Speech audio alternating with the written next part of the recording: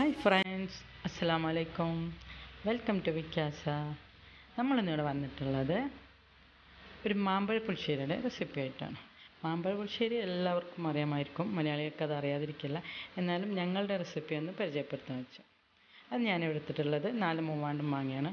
നാടൻ മാങ്ങ കിട്ടുവാണെങ്കിൽ അതാണ് ഏറ്റവും നല്ലത്. അത് കട്ട് ചെയ്ത് വെച്ചിട്ടുള്ളതാണത്. അതിലേക്ക് വേണ്ടത് ഒരു ശർക്കര, ഒരു നെല്ലിക്ക വലുപ്പത്തിലുള്ള പുളി, മുളക് പൊടി, മഞ്ഞൾപ്പൊടി, കുറച്ച് കായപ്പൊടിയും. പുളി വെള്ളത്തിലിട്ട് പിഴിഞ്ഞ് വെച്ചാൽ നിങ്ങളെ കണ്ടത്. നമുക്കൊരു ചട്ടി അടുപ്പത്ത് വെച്ച് അതിലേക്ക് കുറച്ച് വെളിച്ചെണ്ണ ഒഴിച്ച് കൊടുക്കാം. കുറച്ച് കൂടുതൽ ഒഴിക്കാം. അതിലേക്ക് 1/4 ടീസ്പൂൺ കടുകിട്ട് കൊടുക്കാം. കാലിനേക്കാളും കുറച്ച് നമുക്ക് ഉലുവയിട്ട് കൊടുക്കാം. അതിനുശേഷം രണ്ട് കറിവേപ്പിലയും ഇട്ട് കൊടുക്കാം. അതിലേക്ക് നമുക്ക് ഈ മുറിച്ച് വെച്ചിട്ടുള്ള മാങ്ങ ഇട്ടിട്ട് നന്നായിട്ടൊന്ന് ഇളക്കി കൊടുക്കാം. സാധാരണ മാമ്പഴപ്പുളിശ്ശേരിയിൽ തൈരും തേങ്ങയും ചേർത്ത് അരച്ചിട്ടാണ് ഉണ്ടാക്കുക.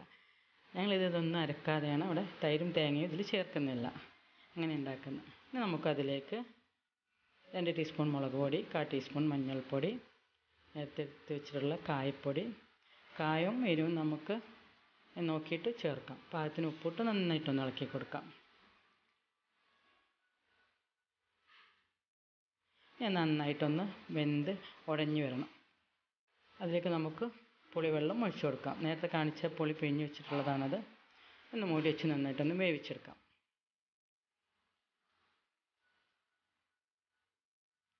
വെന്തിട്ടുണ്ട്. ഇനിയിപ്പോൾ നമുക്ക് സ്മാഷർ വെച്ചൊന്ന് നന്നായിട്ട് ഉടച്ചെടുക്കാം. മൂവാണ്ടൻ മാങ്ങ ആയതുകൊണ്ട് തന്നെ പെട്ടെന്ന് ഉടഞ്ഞിട്ടില്ല. അതിലേക്ക് നേരത്തെ ഒരച്ച് ശർക്കര എടുത്ത് വെച്ചിട്ടുള്ളത് അതും ചേർത്ത് കൊടുക്കാം. ഉപ്പും കായവും നോക്കിയിട്ട് നമുക്ക് പോരെങ്കിൽ കുറച്ചുകൂടെ ചേർത്ത് കൊടുക്കണം. കുറച്ച് കായപ്പൊടി കൂടെ ഇട്ട് കൊടുക്കാം. കായം കുറവാണ്. സാമ്പാർ കായം തന്നെയാണ് നമ്മളിതിൽ ചേർക്കുന്നത്.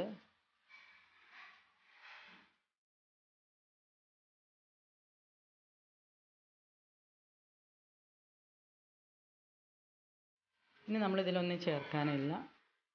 നന്നായിട്ട് തിളച്ച് നമുക്കൊരു സെർവിങ് ബൗളിലേക്ക് ഇത് മാറ്റി വെക്കാം. ഇത് ചോറിൻ്റെ കൂടെ ഇത് മാത്രം മതി കഴിക്കാൻ. നല്ല ടേസ്റ്റാണ്. എല്ലാവരും തൈരും തേങ്ങയും ചേർത്തല്ല ഉണ്ടാക്കാറ്. ഇത് നമ്മളതൊന്നും ചേർക്കാതെയാണ് ഉണ്ടാക്കിയിട്ടുള്ളത്. മാമ്പഴ പുളിശ്ശേരി എന്നോ മാമ്പഴക്കറിയെന്നോ നിങ്ങൾക്ക് പേരിട്ട് വിളിക്കാം. അപ്പോൾ എല്ലാവരും ഇതൊന്ന് ട്രൈ ചെയ്ത് നോക്കുക. ഇഷ്ടമായാൽ ലൈക്ക് ചെയ്യുക, ഷെയർ ചെയ്യുക. മറ്റൊരു വീഡിയോ ആയിട്ട് വരുന്നത് വരേക്കും എല്ലാവർക്കും താങ്ക് യു.